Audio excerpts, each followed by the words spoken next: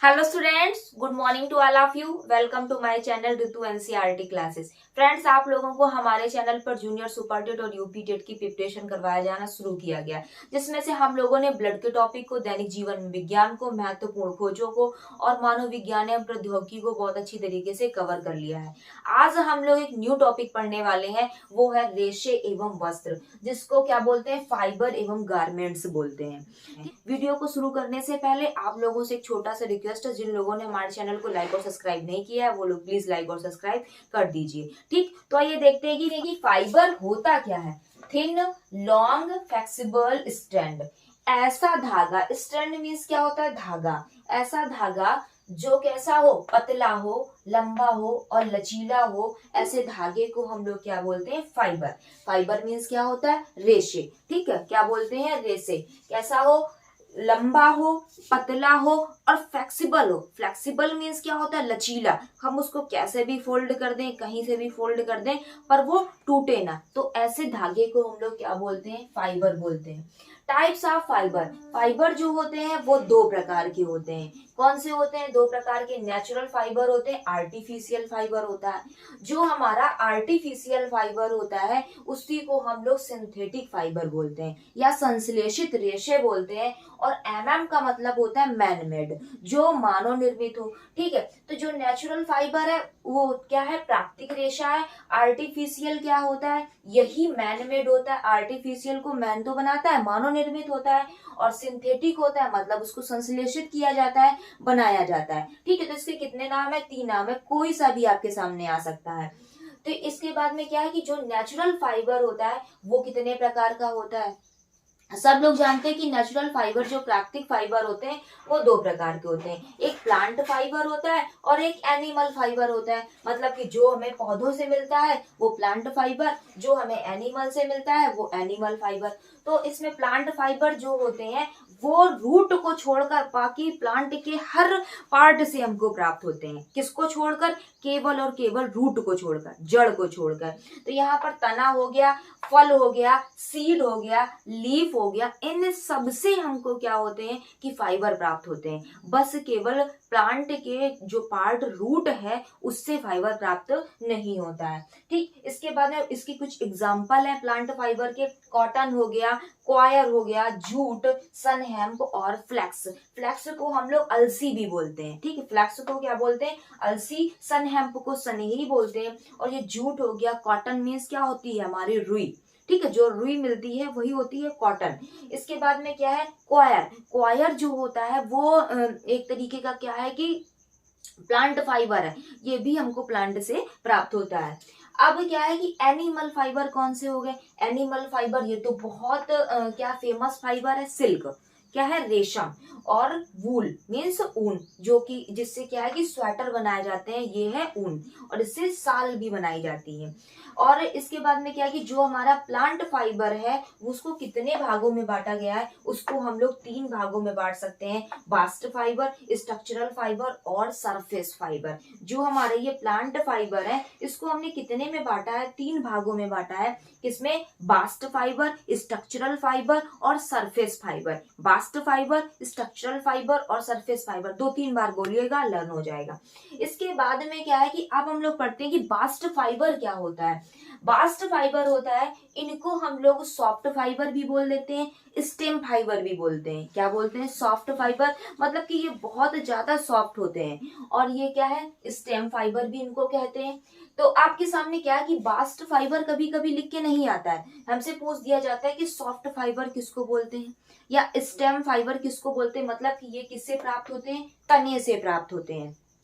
ठीक है, और इसके बाद नेक्स्ट क्या है, जब फाइबर कहाँ से, फ्लोयम कॉर्टेक्स से या पेरीसाइकिल से प्राप्त होता है। किससे, फ्लोयम कॉर्टेक्स से और पेरीसाइकिल से प्राप्त होता है, तो इसी को क्या बोलते हैं, बास्ट फाइबर बोलते हैं। इसके बाद में डाइकॉट प्लांट से बास्ट फाइबर प्राप्त होते हैं। जो हमारे डाइकॉट प्लांट होते हैं, द्विबीजपत्री होते हैं, उनसे हमको बास्ट फाइबर प्राप्त होते हैं। और बास्ट फाइबर के एग्जाम्पल क्या है, जूट हो गया, फ्लैक्स हो गया, हेम्प हो गया, कैनाफ, रोसली, पटुआ, रैमी, और क्या है, भांग। तो जो ये हेम्प लिखा हुआ है इसको हम लोग क्या लिख सकते हैं, इसको हम लोग सन हेम्प लिख सकते हैं। ठीक है, सन हेम्प मतलब सनेही जो होता है वो भी एक तरीके का बास्ट फाइबर है। तो इसमें आपसे क्वेश्चंस कैसे पूछे जाएंगे, आपको क्या है कि एक एग्जांपल दे दिया जाएगा, आपसे पूछा जाएगा कि जूट किस प्रकार का फाइबर है, और जो पटुआ है वो किस प्रकार का फाइबर है, रेमी किस प्रकार का फाइबर है। तो आप लोगों को ऑप्शन को टिक करना होगा कि ये एक प्रकार का बास्ट फाइबर है, जो कि क्या है, फ्लोएम कॉर्टेक्स से प्राप्त होता है या पेरिसाइकिल से प्राप्त होता है। ठीक है, तो ये कौन से फाइबर हो गए, बास्ट फाइबर। अब हम इसको क्या है कि इसको याद कैसे कर ले, तो यहाँ पर हमारा बी लिखा है तो हम यहाँ पर क्या लिख दें, पी लिख दें, यहाँ पर लिख दो पी सी, क्या लिख देंगे, यहाँ पर लिख देंगे पी सी, और यहाँ लिख देंगे पी डी, और फिर इसके बाद में लिख देंगे डबल एस, क्या लिख देंगे, डबल एस। तो यहाँ पर पी से क्या हो जाएगा, पी से हो जाएगा फ्लोयम, और सी से क्या हो जाएगा, cortex, P C phloem cortex, ये हो गया। इसके बाद में पी और डी, पी से क्या हो गया हमारा पेरिसाइकिल, और इस डी से क्या हो गया, dicot, phloem cortex pericycle dicot. ठीक है, तो डाइकॉट यहाँ से डी से डाइकॉट हो गया ना, तो डाइकॉट प्लांट। और एस, एस से क्या हो गया कि इसको सॉफ्ट फाइबर बोलते हैं, इसको स्ट्रॉन्ग फाइबर बोलते हैं। ठीक है, तो आई होप आप लोगों को ये लर्न हो गया होगा, बिल्कुल कंफर्म हो गया होगा कि बास्ट फाइबर होता क्या है। बास्ट फाइबर जो होता है इसको हम लोग एसएस बोलते हैं, मतलब सॉफ्ट फाइबर बोलते हैं, और स्टेम फाइबर बोलते हैं। ठीक है, फिर उसके बाद में कौन आता है कि ये हमको प्राप्त कहाँ से होता है, तो ये हमको पीसी मतलब फ्लोएम कॉर्टेक्स से प्राप्त होता है, पीडी मतलब हमको पेरिसाइकिल से और डाइकॉट प्लांट से प्राप्त होता है। ठीक है, और ये क्या हो गया, इसके एग्जांपल कौन से हो गए, जूट हो गया, फ्लैक्स हो गया, सन हेम्प हो गया, हेम्प हो गया, और रोसली हो गया, रेमी हो गया, केनाफ हो गया। ठीक, अब इसके बाद में नेक्स्ट नंबर हमारा आता है कि स्ट्रक्चरल फाइबर किसको बोलते हैं। स्ट्रक्चरल फाइबर जो होते हैं, जो हमको इनको लीफ फाइबर भी बोलते हैं और इनको हार्ड फाइबर भी बोलते हैं। आपको इनके जो ये उपनाम है, जो इनको और क्या कहते हैं, ये बहुत इंपॉर्टेंट है। आपसे कभी ये नहीं पूछेगा, बहुत कम चांसेस होते हैं कि क्वेश्चन सीधा सीधा पूछा जाए। आप लोगों से हमेशा ये वाला पूछा जाएगा कि हार्ड फाइबर किसको बोलते हैं, लीफ फाइबर किसको बोलते हैं। तो किसको बोलेंगे, जो हमारा प्लांट का जो स्ट्रक्चरल फाइबर होते हैं उसी को हम लोग हार्ड फाइबर और लीफ फाइबर बोलते हैं। इसके बाद में क्या है कि ये लिग्निफाइड सेल से प्राप्त होते हैं। किससे प्राप्त होते हैं, लिग्निफाइड सेल से प्राप्त होते हैं, जो कि जाइलम या फ्लोयम किसी की भी हो सकती है। ठीक है, लिग्निफाइड सेल मतलब क्या होता है, लिग्निन, लिग्निन हमारा एक सबस्टेंस होता है जो हमारे प्लांट में पाया जाता है। ठीक है, तो जो जो किसका हो सकता है, जाइलम का भी हो सकता है और फ्लोयम का किसी का भी हो सकता है। ठीक है, इसके बाद में क्या है कि ये मोनोकाट प्लांट से स्ट्रक्चरल फाइबर प्राप्त होते हैं। ये जो बास्ट फाइबर था वो हमारा डाइकॉट प्लांट से प्राप्त हो रहा था, बट जो हमारा स्ट्रक्चरल फाइबर है वो हमारा मोनोकाट प्लांट से प्राप्त हो रहा है। ठीक है, तो हम इसको कैसे याद करेंगे, एक कंपनी क्या है हमारे हिंदुस्तान की है, एक एचएल कंपनी है। ठीक है, तो एच से हमारा क्या हो जाएगा, एच से हमारा हो जाएगा हार्ड फाइबर, एल से हमारा क्या हो जाएगा, लीफ फाइबर, और इसी में एक और एल स्क्वायर कर देंगे, एक और एल हो जाएगा जिसको हम बोलते हैं लिग्निफाइड सेल। ठीक है, लिग्निफाइड सेल जो कि हमारी जाइलम की हो सकती है या फ्लोयम की हो सकती है। तो एच एल स्क्वायर हमारा किसका हो गया, स्ट्रक्चरल फाइबर का। यहाँ पर लास्ट में यहाँ पर आपको एल दिख रहा है तो याद रखना है कि इसमें एच एल हो जाएगा, स्क्वायर हो जाएगा, मतलब एच से हमारा कौन सा होगा, हार्ड फाइबर हो जाएगा, एल से हमारा लीफ फाइबर हो जाएगा, और एल से हमारी कौन सी सेल हो जाएंगे, लिग्निफाइड सेल हो जाएंगी। तीनों जो वर्ड्स हैं आपको इसमें मिल जाएंगे। ठीक, अभी इसके बाद में क्या है कि ये हमको मोनोकाट से प्राप्त होता है, तो यहाँ पर एम और लगा लीजिए, एच एल स्क्वायर एम या एच एल एल एम, ठीक, कुछ भी बोल सकते हैं आप अपने हिसाब से, कैसे भी लर्न कर सकते हैं। इसके बाद में इसका एग्जांपल क्या है, इसका एग्जांपल है मनीला हेम्प सिसला न्यूजीलैंड। ठीक है, क्या है, Manila hemp, Manila hemp, sisal, sisal hemp, ये भी हेम्प होता है, सिसला हेम्प और न्यूजीलैंड हेम्प। ठीक, इसमें कौन कौन आता है, मनीला हेम्प आता है, सिसला हेम्प आता है और न्यूजीलैंड हेम्प आता है। तो इसको याद कैसे करेंगे, मन फिसला न्यूजीलैंड में। कैसे लर्न करेंगे? मन फिसला न्यूजीलैंड में। तो यहाँ पर मनीला, सिसला और क्या है न्यूजीलैंड, हेम्प जो है वो किसके एग्जाम्पल है? स्ट्रक्चरल फाइबर के एग्जाम्पल है।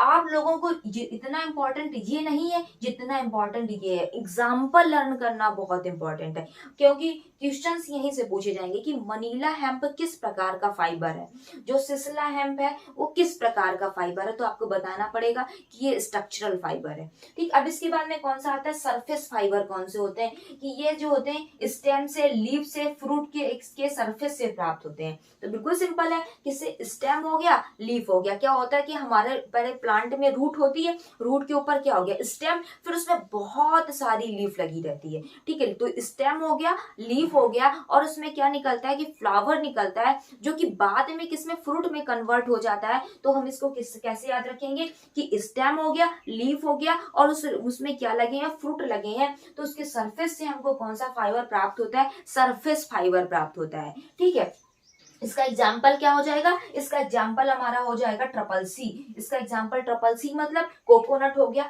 कॉटन हो गया, और ये कपाक हो गया। ये कॉटन है और ये क्या है? ये कपाक है, CAPOK।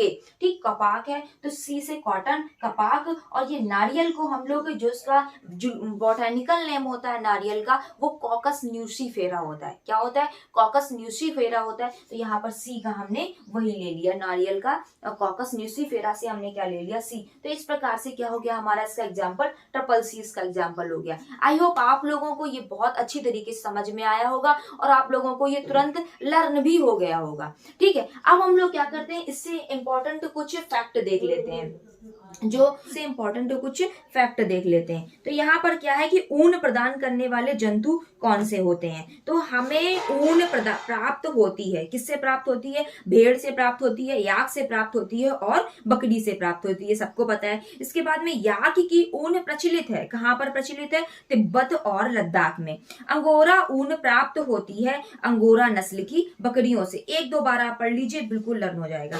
अंगोरा नस्ल की बकरियां कहाँ पाई जाती हैं? अंगोरा नस्ल की बकरियां जो होती हैं वो जम्मू कश्मीर की पहाड़ी क्षेत्रों में पाई जाती हैं। और कश्मीरी बकरी के बाल से क्या बनाया जाता है? जो कश्मीरी बकरी होती है उसके बाल से एक अच्छी किस्म की सालें बनाई जाती है, जिन साल को हम लोग पश्मीना साल बोलते हैं। ये बहुत क्या है कि गर्म साल होती है। इसके बाद में क्या है कि ऊंट के बालों से भी क्या है? ऊन का निर्माण किया जाता है।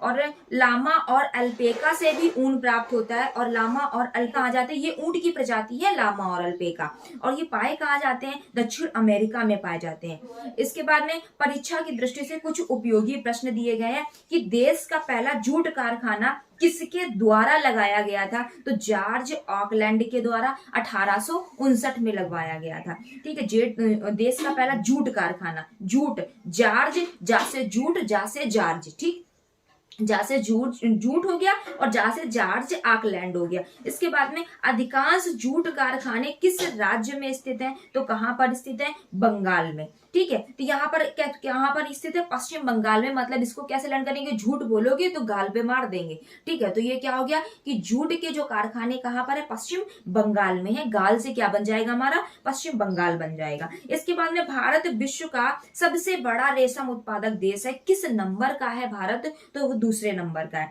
देश का प्रथम आधुनिक रेशम कारखाना कहाँ खोला गया है? देश का प्रथम आधुनिक रेशम कारखाना खोला गया हावड़ा में। कब? 1832 ईस्वी में।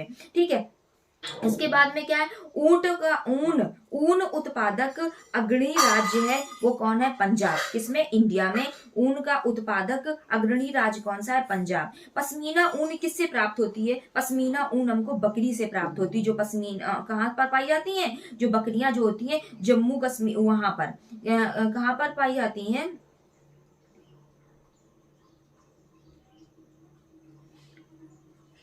पश्मीना ऊन किससे प्राप्त होती है? बकरी से। विश्व प्रसिद्ध अंगोरा ऊन प्राप्त किया जाता है, वो भी बकरी से। ठीक, अभी तक हम लोग जानते थे कि भेड़ से ही ऊन प्राप्त होती है। किससे भी ऊन प्राप्त होती है? भेड़ से। अब यहाँ पर पता चल रहा है कि याक से भी और बकरी से भी क्या है कि ऊन प्राप्त होती है। ठीक है, फिर उसके बाद में क्या है? पूर्व का बोस्टन की संज्ञा या सूती केंद्र की संज्ञा किसको प्रदान की गई है? अहमदाबाद को। ठीक, देश का पहला वस्त्र पार्क कहाँ स्थापित किया गया है? बैंगलोर में। में। केंद्रीय इरी रेशम अनुसंधान संस्थान कहाँ है? मेंदीपाथर, मेघालय में। ये बहुत इंपॉर्टेंट क्वेश्चन है, बहुत बार पूछा जा चुका है। केंद्रीय इरी रेशम अनुसंधान संस्थान कहाँ स्थित है? मेंदीपाथर, मेघालय में। सबसे लंबी ऊन प्रदान करने वाली भेड़ की नस्ल कौन सी है? लीसिस्टर होती है। ये इंग्लैंड में पाई जाती है। क्या है? लीसिस्टर। तो ऐसे याद कर लेना, हाँ, सबसे लंबी कौन है? हमारी सिस्टर है। ठीक है, लीसिस्टर, इंग्लैंड। भेड़ की सर्वाधिक ऊन प्रदान करने वाली नस्ल कौन सी है? मैरिनो, जो कि स्पेन में पाई जाती है। मैरिनो।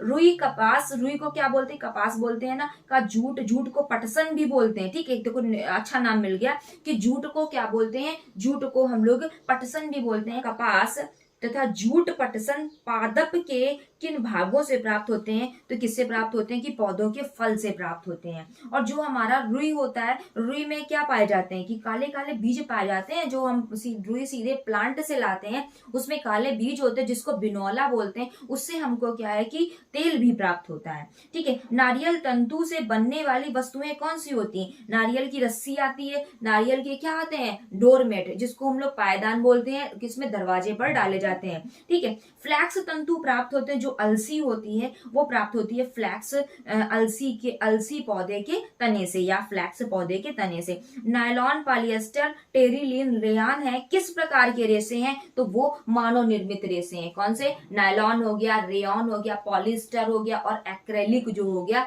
वो हमारे आर्टिफिशियल वाले रेशे हैं। ठीक है, इसके बाद में क्या? कपास ओटना किसे कहते हैं? कपास के से बीजों को छांटने की जो प्रक्रिया होती है उसी को कपास ओटना कहते हैं। ठीक, रेशम के प्रकार। रेशम कौन कौन से होते हैं? एक टसर होता है, मूंगा, एरी और एरी होता है। ठीक है, कौन सा होता है? टसर हो गया, मूंगा हो गया, और एरी हो गया। इसके बाद में रेशम कीट पालन को क्या बोलते हैं? सिल्क। सिल्क, देखो रेशम क्या होता है? सिल्क, SIL के, उसका आगे एस आया, एस से हमने क्या ले लिया? सेरिकल्चर। इसके बाद में रेशमी धागों का प्रयोग कहाँ होता है? रेशमी धागों की क्या बनती है? साड़ियां बनती हैं और वस्त्र बनते हैं। एक कृत्रिम रेशा है, कौन? नायलॉन। नायलॉन एक कृत्रिम रेशा जो कि बहुत मजबूत होता है। ये बहुत इंपॉर्टेंट पॉइंट लिखा हुआ है, इसको आप लोग बहुत अच्छी तरीके से अपने दिमाग में बिठा लीजिएगा। क्या है कि नायलॉन एक कृत्रिम रेशा है जो बहुत मजबूत होता है तथा इसका उपयोग कहाँ पर? पैरासूट एवं चट्टानों पर चढ़ने हेतु रस्सी बनाने के लिए किया जाता है। ये पैरासूट और चट्टानों पर चढ़ने के लिए रस्सी वाला ये क्वेश्चन है, ये बहुत बार पूछा जा चुका है कि किस रेशे का यूज किया जाता है चट्टानों में चढ़ने के लिए, किस रेशे का यूज करते हैं पैरासूट को बनाने में, तो किसका नाम होगा? नायलॉन का होगा। इसके बाद में रेयान एक कृत्रिम रेशा है जिसे कास्ट लुगदी के रासायनिक उपचार से प्राप्त किया जाता है। यह भी एक इंपॉर्टेंट पॉइंट है कि कास्ट लुगदी के रासायनिक उपचार से कौन सा कृत्रिम रेशा बनाया जाता है, तो वो कौन सा होगा? रेयॉन होगा। ठीक है, इसके बाद में क्या है कि रेयान को कपास के साथ मिलाकर क्या बनाया जाता है? तो वो चादरें बनाई जाती हैं। क्या बनाई जाती हैं? चादर बनाई जाती है। नायलॉन का निर्माण किससे होता है? कोयला, जल और वायु से मिलाकर किसका निर्माण होता है? नायलॉन का निर्माण होता है। नायलॉन रेशे का निर्माण किससे? कोयला से, जल से और वायु से। इसके बाद में पॉलिएस्टर एक अन्य प्रकार का संश्लेषित रेशा है जिसका प्रयोग वस्त्र निर्माण में भी किया जाता है। ठीक है, पॉलिएस्टर क्या है? एक प्रकार का संश्लेषित रेशा है जिसका उपयोग वस्त्र निर्माण में भी किया जाता है। ठीक, आई होप आप लोगों को आज का वीडियो बहुत अच्छा लगा होगा, समझ में भी आया होगा, आप लोगों को लर्न भी हो गया होगा। अगर आप लोगों को वीडियो अच्छा लगा है तो आप लोग मेरे चैनल को लाइक और सब्सक्राइब करिए, और कोई डाउट रहता है तो आप कमेंट भी कर सकते हैं। Thank you.